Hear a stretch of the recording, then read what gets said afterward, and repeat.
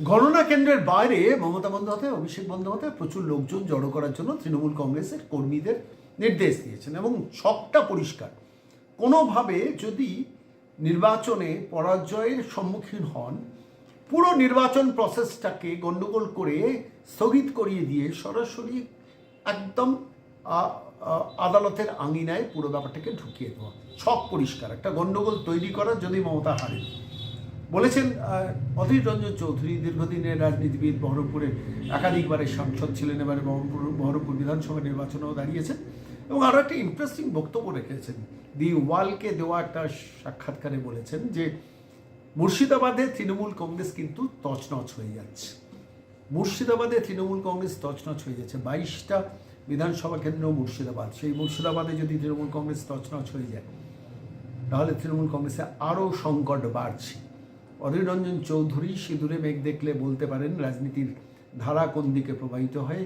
Entire Murshidabad জেলা কিন্তু তার হাতের তালুর মতো চেনা। মুর্শিদাবাদে এবার অনেকগুলো ঘটনা ইন্টারেস্টিং টুকরো টুকরো ঘটেছে। তৃণমূল কংগ্রেস যেমন লড়ছে তেমনি বিজেপি লড়ছে, অন্যদিকে কংগ্রেস সিপিএমের হাত ছেড়ে আলাদা লড়ছে, অন্যদিকে সিপিএম আইএসএফ একটা জোট হয়ে লড়ছে, আবার অন্যদিকে হুমায়ুন কবির লড়ছে।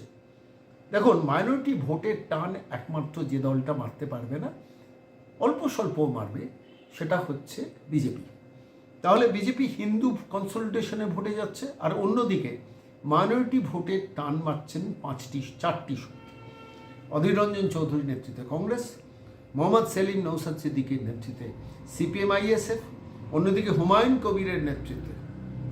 কবিরের নেতৃত্বে তার জনতা ইউনাইটেড পার্টি, আর অন্যদিকে মিমও অল্প স্বল্প ভোট কাটুয়া পার্টি হিসেবে কাজ করবে, আর অন্যদিকে তৃণমূল কংগ্রেস। অর্থাৎ মাইনরিটি ভোট 5 ভাগে বিভক্ত হওয়ার ছোট ছোট জায়গা, বড় বড় জায়গা, আর অন্যদিকে হিন্দু ভোট কনসলিডেশন বিজেপির।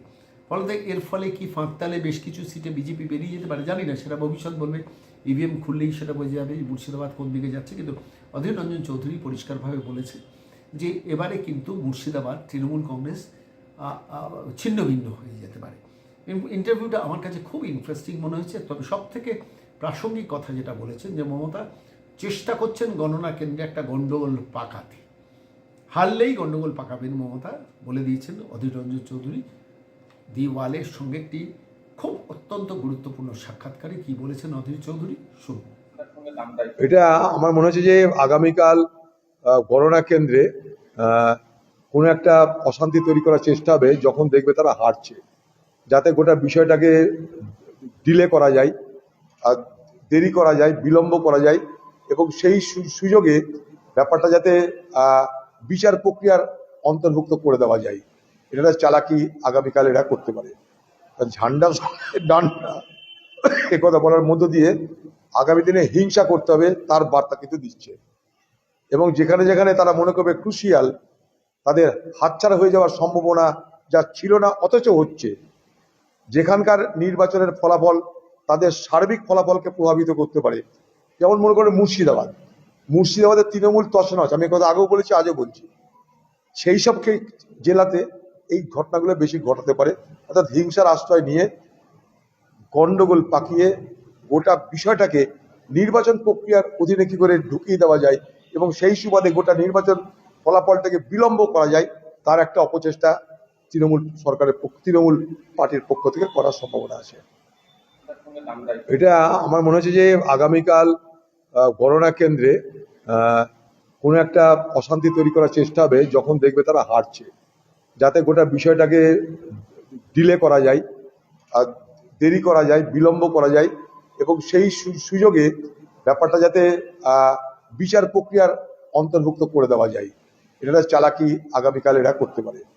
ঝান্ডা ডান্ডা একথা বলার মধ্য দিয়ে আগামী দিনে হিংসা করতে হবে তার বার্তা কিন্তু দিচ্ছে, এবং যেখানে যেখানে তারা মনে করবে ক্রুশিয়াল, তাদের হাতছাড়া হয়ে যাওয়ার সম্ভাবনা যা ছিল না অথচ হচ্ছে, যেখানকার নির্বাচনের ফলাফল তাদের সার্বিক ফলাফলকে প্রভাবিত করতে পারে। যেমন মনে করেন মুর্শিদাবাদের তৃণমূল তছনছ, আমি কথা আগেও বলেছি আজও বলছি, সেই সব জেলাতে এই ঘটনাগুলো বেশি ঘটাতে পারে।